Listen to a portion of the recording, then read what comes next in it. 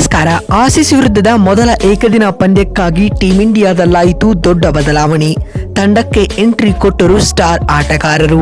ಹೀಗಿರಲಿದೆ ನೋಡಿ ಹೊಸ ಪ್ಲೇಯಿಂಗ್ 11. ಹಾಗಾದರೆ ಸುದ್ದಿಯ ಸಂಪೂರ್ಣ ಮಾಹಿತಿ ಏನು?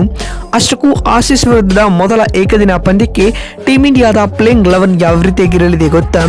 ಹೀಗೆ ಇದರೆಲ್ಲದರ ಬಗ್ಗೆ ಈ ವಿಡಿಯೋದಲ್ಲಿ ಕಂಪ್ಲೀಟ್ ಆಗಿ ತಿಳಿಸ್ಕೊಡ್ತಾ ಹೋಗ್ತೀನಿ. ಆದ್ದರಿಂದ ದಯವಿಟ್ಟು ಈ ವಿಡಿಯೋವನ್ನ ಕೊನೆವರೆಗೂ ನೋಡಿ. ಆದರೆ ಅದಕ್ಕಿಂತಲೂ ಮುನ್ನ ಯಾರನ್ನೂ ನಮ್ಮ ಚಾನಲ್ಗೆ ಸಬ್ಸ್ಕ್ರೈಬ್ ಮಾಡಿಲ್ವೋ, ಸೊ ದಯವಿಟ್ಟು ಈ ಕೂಡಲೇ ನಮ್ಮ ಚಾನಲ್ಗೊಂದು ಸಬ್ಸ್ಕ್ರೈಬ್ ಮಾಡಿ ಮತ್ತು ಈ ಕೂಡಲೇ ಈ ವಿಡಿಯೋಗೊಂದು ಲೈಕ್ ಮಾಡಿ. ಹೌದು, ಭಾರತೀಯ ಕ್ರಿಕೆಟ್ ತಂಡ ಕಾಂಗಾರುಗಳ ನಾಡಿಗೆ ಪ್ರವಾಸ ಬೆಳೆಸಿದ್ದು ಆಸ್ಟ್ರೇಲಿಯಾ ವಿರುದ್ಧದ ಏಕದಿನ ಸರಣಿಗಾಗಿ ಸಜ್ಜಾಗುತ್ತಿದೆ. ಭಾರತೀಯ ಆಟಗಾರರು ಸಿದ್ಧತೆ ನಡೆಸುತ್ತಿರುವ ಫೋಟೋಗಳು ಮತ್ತು ವಿಡಿಯೋಗಳನ್ನು ಬಿಸಿಸಿ ಈಗಾಗಲೇ ಹಂಚಿಕೊಂಡಿದೆ.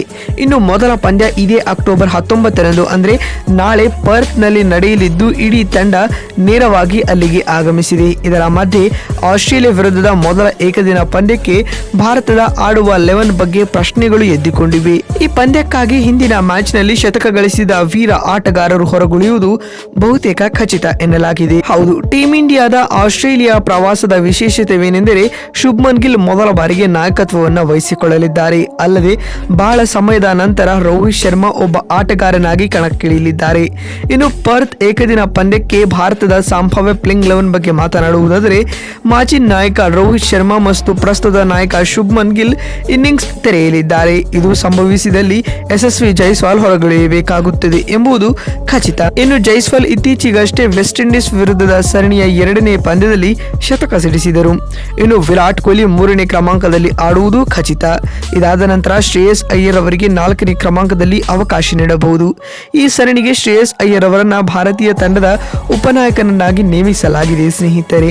ಇನ್ನು KL Rahul wicket keeper cum batsman ಆಗಿ ಆಡಲಿದ್ದಾರೆ. ಧ್ರುವ ಜುರೆಲ್ ಕೂಡ ತಂಡದಲ್ಲಿದ್ದರೂ ಕೂಡ ಕೆಎಲ್ ರಾಹುಲ್ ಆಡುವ 11ರ ಬಳಗದ ಮೊದಲ ಆಯ್ಕೆ ಆಗಲಿದ್ದಾರೆ. ಇದಾದ ನಂತರ ನಿತೀಶ್ ಕುಮಾರ್ ರೆಡ್ಡಿ ಆಲ್ರೌಂಡರ್ ಆಗಿ ಅವಕಾಶ ಪಡೆಯಬಹುದು. ಹಾರ್ದಿಕ್ ಪಾಂಡ್ಯ ಈ ಸರಣಿಯ ಭಾಗವಾಗಿಲ್ಲ ಸ್ನೇಹಿತರೆ. ಇನ್ನು ನಿತೀಶ್ ಕುಮಾರ್ ರೆಡ್ಡಿ ಇಂಪಾರ್ಟೆಂಟ್ ರೋಲ್ ಅನ್ನು ಕೂಡ ಪ್ಲೇ ಮಾಡಲಿದ್ದಾರೆ ಮತ್ತು ಅಕ್ಷರ್ ಪಟೇಲ್ ಹಾಗೂ ವಾಷಿಂಗ್ಟನ್ ಸುಂದರ್ ಅವರನ್ನ ಇಬ್ಬರು ಸ್ಪಿನ್ ಆಲ್ರೌಂಡರ್ ಗಳೆಂದು ಪರಿಗಣಿಸಬಹುದು. ಅವರು ವಿಕೆಟ್ ಪಡೆಯುವ ಮತ್ತು ಅಗತ್ಯವಿದ್ದರೆ ರನ್ ಗಳಿಸುವ ಸಾಮರ್ಥ್ಯವನ್ನು ಹೊಂದಿದ್ದಾರೆ. ನಂತರ ಮೊಹಮ್ಮದ್ ಸಿರಾಜ್, ಹರ್ಷದೀಪ್ ಸಿಂಗ್ ವೇಗದ ಬೌಲಿಂಗ್ ಘಟಕವನ್ನ ಹೊರಲಿದ್ದಾರೆ. ಹರ್ಷಿತ್ ರಾಣಾರವರನ್ನ ತಂಡದ ಪ್ಲೇಯಿಂಗ್ 11ನ 3ನೇ ವೇಗದ ಬೌಲರ್ ಆಗಿ ಆಯ್ಕೆ ಮಾಡಿಕೊಳ್ಳಬಹುದು ಸ್ನೇಹಿತರೆ. ಈ ಬಲಿಷ್ಠ ಪ್ಲೇಯಿಂಗ್ 11 ಇಟ್ಟುಕೊಂಡು ಟೀಂ ಇಂಡಿಯಾ ಆಸೀಸ್ ವಿರುದ್ಧದ ಮೊದಲ ಏಕದಿನ ಪಂದ್ಯದಲ್ಲಿ ಕಣಕ್ಕಿಳಿಯಲಿದೆ. ಸ್ನೇಹಿತರೆ, ನಿಮ್ಮ ಪ್ರಕಾರ ಇಂಡೋ ಹಾಗೂ ಆಸೀಸ್ ನಡುವಿನ ಫಸ್ಟ್ ODI ಯಾರು ಗೆಲ್ಲಬಹುದು ಎನ್ನುವ ನಿಮ್ಮ ಅನಿಸಿಕೆಗಳನ್ನು ಕಾಮೆಂಟ್ ಮಾಡಿ ಮತ್ತು ನಮಸ್ಕಾರ, ಧನ್ಯವಾದಗಳು.